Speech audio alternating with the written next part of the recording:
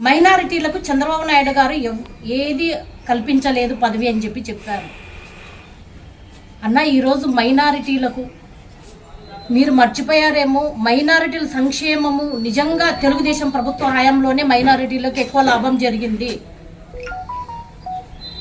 ఎందుకంటే మైనారిటీలో షరీఫ్ అన్న మొన్ననే ఒక 3-4 రోజుల క్రితం వచ్చిపోయారు. శాసన మండలి మాజీ చైర్మన్. మీరు ఎట్లా అంటారన్నా ఇప్పుడు మీరు శాసన మండలి కదా, పోయిన చైర్మన్ ఎవరో కూడా మీకు తెలియదా? మైనారిటీ అతను షరీఫ్ అన్న ముస్లిం మైనారిటీయే కదా ఆయన, మరి ఎలా అంటారు మీరు ఒక్కరికి కూడా అవకాశం ఇవ్వలేదు అని? మేము చాలా మందికి అవకాశాలు కల్పించాం. సాక్షాత్ మండలి చైర్మన్ ఒక మైనారిటీకి ఇచ్చాం మేము. అన్న తెలుసుకొని మాట్లాడండి. మీరు డాక్టరు, చదువుకున్న వాళ్ళు, ఇలా ప్రజలకి అబద్ధాలు చెప్పడం మంచిది కాదు, అన్న నేను ఒకటే అడుగుతున్నా, మీరు బీసీలే, మున్సిపల్ చైర్మన్ బీసీనే, ఎక్కడ వద్దు రాష్ట్రం, ఎక్కడ వద్దన్న నేను ఆదోనే చెప్తాను. మీకు ఎంత గౌరవం ఉంది మీ పార్టీలో కానీ మీ ప్రభుత్వంలో కానీ? మీరే మొన్న వీడియోలో చూసాం మేము, మాకే బాధ వేసింది, ఒక బీసీగా మాకే బాధ వేసింది. మీ పేరు ప్రోటోకాల్, కనీసం అధికారులు కూడా ప్రోటోకాల్ మిమ్మల్ని గుర్తించలేకపోతున్నారన్న, మీ పార్టీలోనా మీ ప్రభుత్వంలోనా? మున్సిపల్ చైర్మన్ మొన్న మేము వినాయక నిమజ్జనానికి వెళ్ళినప్పుడు కాలువ దగ్గర అందరూ టెంకాయలు పట్టుకొని కొట్టాలని రెడీ ఉంటే ఆమె ఎక్కడో వెనకాల ఉంది. మాకే బాధేసింది. ఒక సాటి మహిళగా తీసుకొచ్చి, అమ్మ నీవు ప్రథమ పౌరురాలివి, ఆదోనికి ప్రథమ పౌరురాలివి, నీ ముందు ఉండాలని నా చేత కొబ్బరికాయ తీసుకుని ఆమె చేతిలో పెట్టాను. ఇంకా ఏం గౌరవం ఇస్తున్నారన్నా? ఎందుకన్నా మీరు చెప్పేది అన్న? దయచేసి అలా మాట్లాడొద్దండి. మీరు మీ పార్టీలో బీసీలకు, ఎస్సీలకు, ఎస్టీలకు ఎంత అన్యాయానికి గురవుతున్నారో, అవమానానికి గురవుతున్నారో ప్రతి ఒక్కరికి తెలుసు. కాబట్టి ఇప్పటికైనా మీరు మాట్లాడేటప్పుడు చూసి మాట్లాడండి అన్న. మీకు తెలుసు తెలుగుదేశం హయాంలోనే ఎంత అభివృద్ధి జరిగిందనేది మీకు తెలుసు.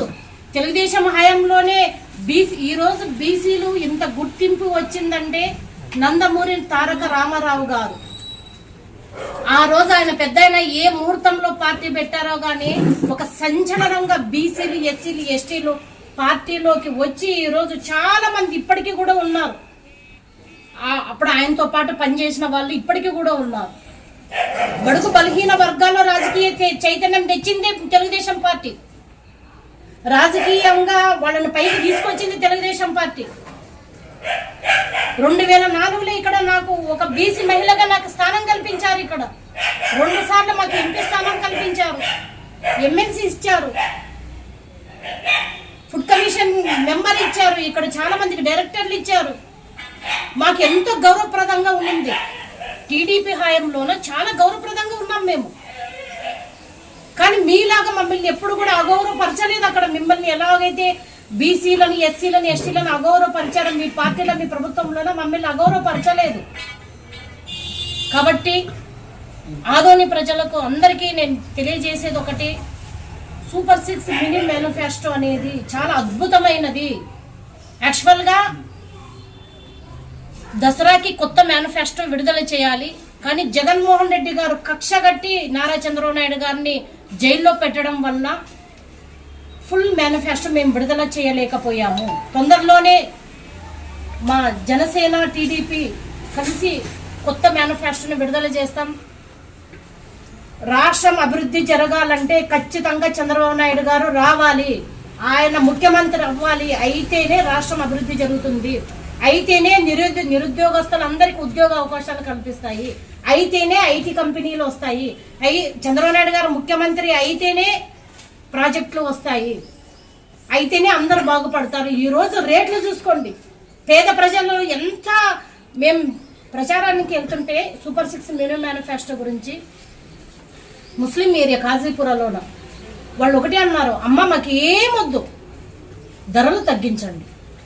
ఈ ధరల మూలాన పేద ప్రజలు ఎంత ఇబ్బంది పడుతున్నారంటే చాలా ఇబ్బందులకు గురవుతున్నారు. ఈరోజు కర్ణాటకలోన చూడండి, మన ఆంధ్రప్రదేశ్లో చూడండి, పెట్రోల్ డీజిల్ ధర అక్కడ 10 రూపాయలు తక్కువ, ఇక్కడ 10 రూపాయలు ఎక్కువ. ఎందుకు తగ్గించలేదండి? నిజంగా నువ్వు పేదల పక్షపాతి అయితే ఎందుకు తగ్గించలేకపోయావు? కర్ణాటకలో ఎందుకు తగ్గించారో ఆంధ్రప్రదేశ్లో ఎందుకు తగ్గించలేదు? కాబట్టి జగన్మోహన్ రెడ్డి గారి పని అయిపోయింది. జగన్మోహన్ రెడ్డి అవుట్డేటెడ్. ఖచ్చితంగా నూతన శకం ఖచ్చితంగా వస్తుంది. చంద్రబాబు నాయుడు గారు జనసేన కలిసి మేము దాదాపుగా 150 సీట్ల పైనే మేము గెలవబోతున్నాం.